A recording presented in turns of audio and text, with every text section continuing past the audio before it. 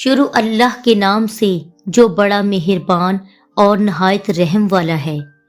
نئے دیکھنے والوں سے گزارش ہے کہ میرے چینل کو پلیز سبسکرائب کریں اور بیل آئیکن کے بٹن کو کلک کریں تاکہ میری ہر نئی ویڈیو کا نوٹیفیکیشن آپ کو سب سے پہلے ملے۔ ایک دن میں اور میری بیوی باتیں کر رہے تھے۔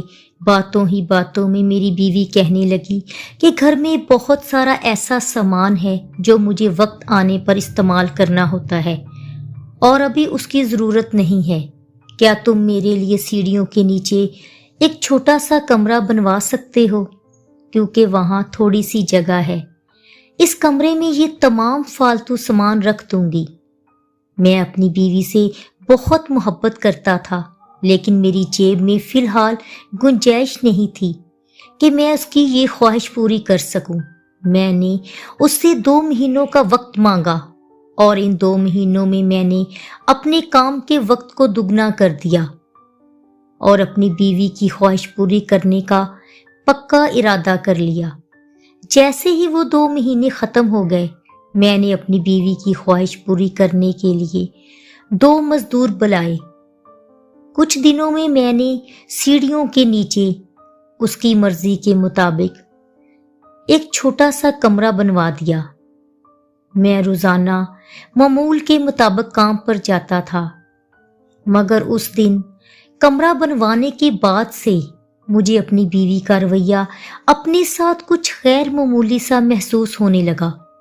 وہ کافی چڑچڑی رہنے لگی تھی اور اکثر میں نے اسے اکیلے میں روتے ہوئے بھی دیکھا تھا۔ میرا دھیان ہرگز اس طرف نہیں گیا تھا کہ اس کے رویے کی وجہ وہ چھوٹا سا کمرہ بھی ہو سکتا ہے۔ میرے اور میری بیوی کے درمیان کبھی بھی کسی بات پر بھی اتنے سالوں میں لڑائی نہیں ہوئی، حالانکہ ہمارے ہاں اولاد بھی نہ تھی، تو بھی میں نے کبھی اسے تانا نہ دیا تھا اور نہ ہی کبھی میری بیوی نے اس بات پر ناشکری کا اظہار کیا۔ ہم اللہ کی دی ہوئی تمام نعمتوں سے بے حد خوش تھے۔ میں اپنی کم تنخواہ میں بھی اپنی بیوی کو خوش رکھنے کی کوشش کیا کرتا تھا۔ کبھی اسے گجرے لا کر دیتا تو کبھی ہم باہر گھومنے جایا کرتے تھے۔ ان دنوں اسے نہ گھومنے پھرنے کا شوق تھا اور نہ ہی وہ مجھ سے چھوٹی چھوٹی فرمائشیں کیا کرتی تھی۔ میں بہت پریشان تھا۔ ایک دن میں نے اسے کہا کہ میں اسے ڈاکٹر کو دکھاتا ہوں۔ میرے بہت منانے کے بعد وہ میری بات مان گئی۔ ہم ڈاکٹر کی طرف گئے تو ڈاکٹر نے میری بیوی کے رویے کی وجہ اس کی کوئی پریشانی بتائی۔ میں بہت پریشان تھا کہ ایسا کیا ہوا کہ میری بیوی کو بہت پریشانی لگ گئی۔ میں نے اس سے بات کی تو اس نے کہا کہ مجھے کوئی پریشانی نہیں ہے۔ مجھے لگا کہ یہ پریشانی اولاد نہ ہونے کی وجہ سے ہے۔ جب میں نے اس سے کہا کہ میں دوبارہ تمہارا علاج کروانا چاہتا ہوں تو اس نے مجھے سختی سے منع کر دیا کہ اب مجھے کسی علاج کی ضرورت نہیں ہے۔ میں اپنی بیوی کے اس بات سے بہت حیران تھا اور میں نے غصے میں آ کر اسے وجہ پوچھی تو کہنے لگی کہ میرے پاس بچہ پالنے کا وقت نہیں ہے۔ میں اور حیران ہو گیا کہ اس چھوٹے سے گھر میں اسے کھانا پکانے کے علاوہ اور چھوٹی موٹی صفائیوں کے علاوہ بھلا کیا کام ہو سکتا ہے۔ ایک روز میں نے اپنی بیوی سے دفتر جاتے ہوئے کہا کہ آج میں گھر پر جلدی آ جاؤں گا اور ساتھ میں میرے کچھ دوست بھی ہوں گے، تو تم چائے کا انتظام کر لینا۔ میری بیوی میری اس بات پر مجھ سے بہت خفا ہوئی اور ہم میں جو کبھی لڑائی نہیں ہوئی تھی، اس بات پر ہم خوب لڑے۔ یہ پہلی مرتبہ نہیں تھا کہ میں اپنے کسی دوست کو چائے پر لایا ہوں۔ اس سے پہلے بھی کئی مرتبہ ہوا ہے کہ میں نے اپنے دوست کو چائے پر بلایا ہے اور میری بیوی نے چائے کے ساتھ کچھ چھوٹا موٹا اہتمام بھی کیا ہوتا تھا، لیکن آج خلاف معمول میری بیوی کی اس بات پر میں بہت حیران ہوا۔ نہ جانے اسے میرے جلدی آنے سے پریشانی تھی یا پھر میرے دوست کے ساتھ آنے پر یا پھر ہمارے لیے چائے کے اہتمام پر۔ بہرحال میں نے اس دن جلدی آنے کا اور اپنے دوست کو ساتھ لانے کا ارادہ ملتوی کر دیا۔ کئی دنوں تک ہماری ناراضگی رہی۔ مجھے یہ بات سمجھ نہیں آئی کہ میری بیوی کا رویہ کیوں بدلتا جا رہا ہے۔ اسی دوران ایک دن مجھے سخت بخار ہو گیا تو میں کام پر جانے کے قابل بھی نہیں رہا۔ اتنے میں میری بیوی نے میری خوب خدمت کی، لیکن مجھے وہ کچھ پریشان سی لگتی تھی۔ زیادہ تر وقت کچن میں گزارتی تھی۔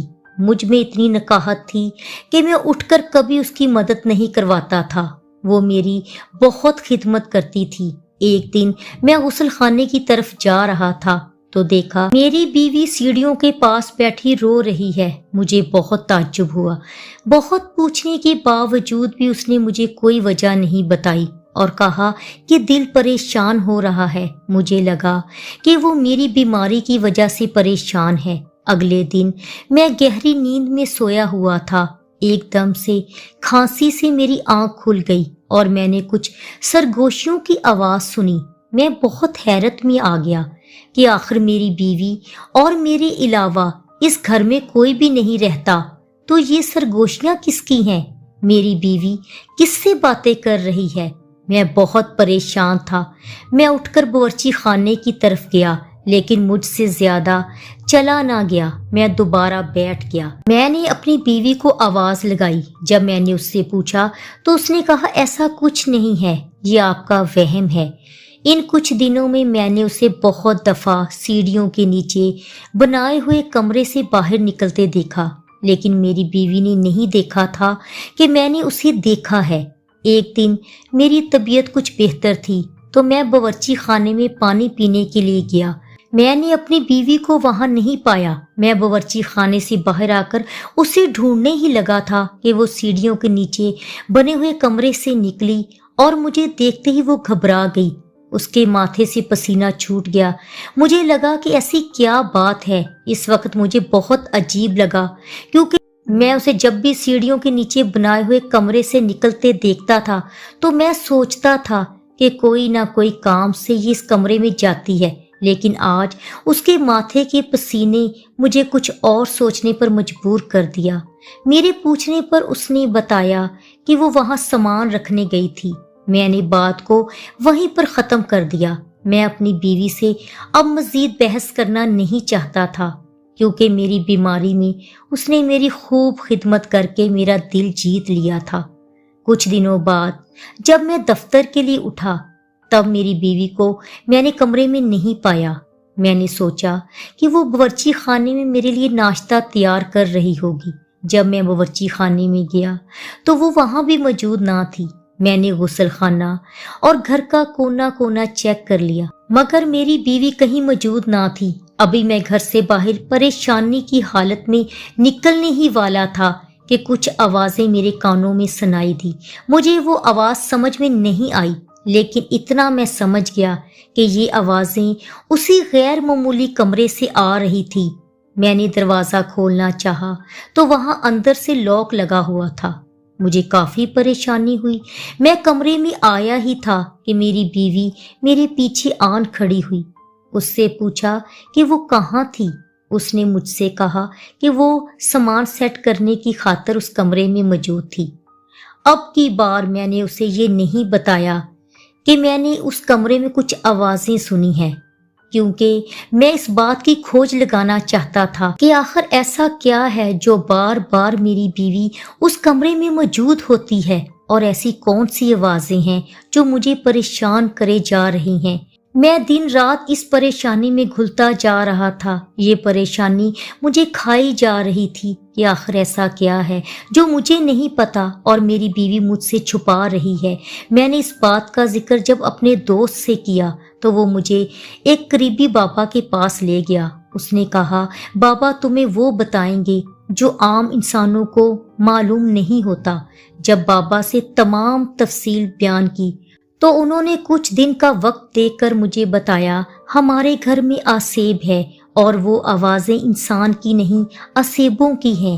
पहले पहल तो मैंने बाबा की बात का इतबार कर लिया। मेरा दिल इस बात पर मुतमिन ना था। मुझे नहीं लगता था कि किसी असेब की आवाज़ है। अब ये अक्सर होता था कि जब भी मेरी बीवी छुपकर इस कमरे में जाती तो मैं उसका पीछा करता था, लेकिन सरगोशियाँ इतनी हल्की हुआ करती थी कि मुझे कोई आवाज़ समझ में नहीं आती थी और मैं छुपकर अपनी बीवी का ताकुब करता रहता था। मुझ में इतनी हिम्मत ना थी कि मैं अपनी बीवी से पूछ सकूं। मुझे लगता था कि मेरी बीवी ने मेरी आवाज़ बंद करवा दी है और मैं कभी उससे इस बात के बारे में नहीं पूछ पाऊंगा।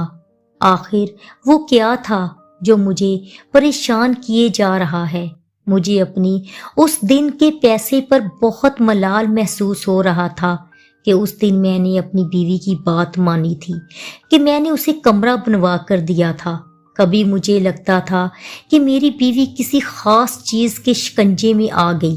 कभी मुझे लगता था मेरी बीवी इस दुनिया में इंसानों जैसी नहीं है और कभी मुझे लगता था कि मेरी बीवी बदचलन औरत है जो मुझसे छुप छुप कर इस कमरे में किसी से मिलती है। लेकिन मैं कभी एक फैसले पर कायम नहीं रह पाता था कि किसी भी बुनियाद पर अपनी बीवी पर कोई इल्ज़ाम लगाऊं। मुझे कोई सुराग नहीं मिल पा रहा था। ऐसा नहीं था कि मैंने उस दरवाजे को खोलने की कोशिश नहीं की, लेकिन मुझे लगता था कि मेरी बीवी 24 घंटे इस दरवाजे की पहरादारी कर रही होती थी। जब भी मैं उस तरफ जाता था मेरी बीवी किसी न किसी बात के बहाने मुझे टाल देती थी। मैं बहुत परेशान था। अब मेरी ज़हन पर वो कमरा और इस दरवाजे को खोलना तारी हो चुका था, लेकिन मैं क्या करता। मैं अपनी बीवी को इस बात के मामले में बताना नहीं चाहता था। मैं खोज लगाना चाहता था और अपनी बीवी को रंगे हाथों पकड़ना चाहता था। कभी कभी मुझे बहुत गुस्सा आता था। दिल चाहता था कि सब कुछ खत्म करवा दूं, बीवी को तलाक दे दूं और उसके सारे काले करतूत सामने ले आऊं, मगर मैं परेशान था। मेरे पास कोई सबूत ना था। एक दिन मैंने मंसूबा बनाया कि मैं दफ्तर ना जाऊं और पूरा दिन अपनी बीवी की हर हरकत पर नजर रखूं। उस दिन मेरी बीवी की तबीयत खराब थी तो मैंने उसे आराम करने की नसीहत की और खुद तैयार होकर दफ्तर जाने के लिए रवाना होने का ड्रामा किया। मैंने बीवी से कहा था कि तुम पलंग से खड़ी ना होना, मैं खुद ही चला जाऊंगा। बाहर के दरवाजे के पास एक अलमारी रखी थी। मैं उसके पीछे छुप गया कि मेरी बीवी को महसूस भी ना हो कि मैं घर में मौजूद हूँ। उसने उठकर नाश्ता बनाया और मैं ये देखकर हैरान रह गया कि वो नाश्ता लेकर इस बंद कमरे के दरवाजे को खोलकर अंदर जाती है। वो दरवाजे को ताला लगाए रखती थी।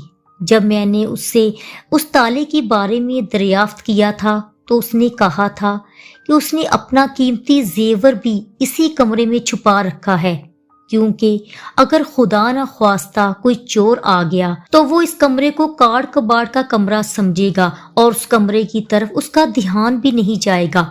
उसने कमरे का दरवाजा खोला और अंदर नाश्ता ले गई। मैं 2 लोगों का नाश्ता देखकर बहुत हैरान हुआ और चाय के 2 कप देखकर मेरे तजस्सुस में और इजाफा हो गया।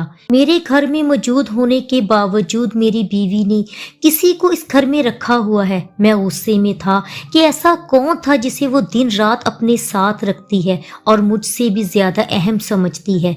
मैं अंदर ही अंदर तिलमिला रहा था और मान चुका था कि मेरी बीवी एक बदचलन औरत है जिसने मेरे होते हुए किसी आदमी से रिश्ता रखा है। मैं जो इतनी अरसे से ये समझ रहा था कि मेरी बीवी या तो किसी आसेब के साए में है या और कोई मामला, अब मुझे अपनी बीवी से नफरत होना शुरू हो गई थी। मैं अपने जज्बात पर काबू नहीं रख पा रहा था। कदम इतने भारी हो गए थे कि उस अलमारी से लेकर बंद कमरे के दरवाजे तक का सफर मुझसे तय नहीं हो रहा था। अपने आप को इस भरी दुनिया में मैं बेबस और मजबूर आदमी समझने लगा था। ये कुछ मिनट मुझ पर इतने भारी थे कि लगता था या तो इस दुनिया से कूच कर जाऊं या फिर अपनी बीवी को जान से मार दूं। ये मैं जानता हूँ और मेरा खुदा जानता है कि मैंने इन चंद कदमों का सफर कैसे तय किया। अभी मैं कमरे के दरवाजे पर पहुंचा और मेरे हाथ जो पसीने में शराबूर थे और मेरा पूरा बदन पसीना पसीना हो रहा था, मैं दरवाजा खोलने के लिए अपने हाथों को जुम्बश दे रहा था कि दोबारा से सरगोशी मेरे कानों में आई। मैं अपने हवास में ना था, मुझे तो ये सरगोशियां पहले भी समझ नहीं आती थी।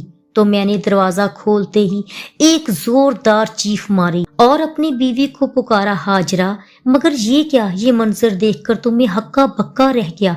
मैं जो अभी तक अपनी बीवी को तलाक के 3 लफ्ज सुनाने का इरादा रखता था, अब मुझसे 1 मिनट भी वो बर्दाश्त ना थी। और अगले ही सेकंड में मैं अपने इरादे पर बहुत ज्यादा नादम था। मैंने क्या देखा कि किसके लिए वो नाश्ता लेकर गई थी और उसके हाथ में जिसके लिए नवाला है और जिसने उस नवाले को खाने के लिए अपना मुंह खोल रखा है, वो मेरी सौतेली माँ है। मैं हाजरा को कितना गलत समझ रहा था। कभी उसे जादू टूने वाली औरत, तो कभी मैंने उसे बदचलन समझा। इस तरह मेरी चीख की आवाज सुनकर हाजरा के हाथ से नवाला गिर गया और मेरी सौतेली माँ, जो मुझे देखकर हक्का बक्का रह गई थी, उसके पसीने छूटने लगे। मुझे लगा जैसे किसी ने मेरे कदम जमीन में गाड़ दिए हैं। अपने आप को ना मैं जिंदों में पा रहा था, ना ही मुर्दों में। हाजरा इतने अरसे से मेरी माँ को बंद कमरे में छुपाए उसकी खिदमत किए जा रही थी, जो ये मेरा फर्ज था। मगर मैं अपने फर्ज से भागना चाहता था। मैं अपनी सौतेली माँ को कभी भी अपनी माँ मानने पर तैयार ना था। वो मुझे शुरू से ही कबूल ना थी। मुझे लगता था कि मेरी माँ की मौत की वजह भी मेरी सौतेली माँ ही है। हालांकि मैं जानता था कि ऐसा कुछ भी नहीं है, लेकिन मेरे ज़हन से कुछ बातें बिल्कुल भी मिट नहीं सकती और मैं अपनी सौतेली माँ को कबूल करने पर तैयार ना था। मेरी बीवी ने कई बार मुझे दबे लफ्जों में समझाया था कि माँ आखिर माँ होती है, चाहे वो पालने वाली माँ हो या चाहे पैदा करने वाली। लेकिन इस बात पर मेरी शदीद नाराजगी ने मेरी बीवी को इस बात पर असरार ना करने पर मजबूर कर दिया। हाजरा ये बात जानती थी कि मैं अपनी माँ से बहुत बदसन हूँ और मेरी सौतेली माँ बहुत मजबूरी में हाजरा से मदद मांगने आई थी, क्योंकि उन्हें मेरे बाप के मरने के बाद मालिक मकान ने घर से निकाल दिया था। उसके पास कोई घर रहने को ना था। हाजरा रहम दिल थी, मेरी माँ को अपनी माँ जैसा मानती थी। घर में ना चाकी हो, इस वजह से उसने मुझसे ये बात छुपाए रखी थी और मेरी मजबूर माँ को अपने घर में जगह भी दी। वो बहुत परेशानी की हालत में रहती थी, क्योंकि वो दोनों जानब से फंस चुकी थी। एक तरफ शौहर था तो एक तरफ उसके दिल में रहम दिली कि वो मेरी माँ को भी अपनी माँ का दर्जा देती थी। हाजरा का इतना बड़ापन देखकर मैं तो जैसे चुल्लू भर पानी में ही डूब मरा।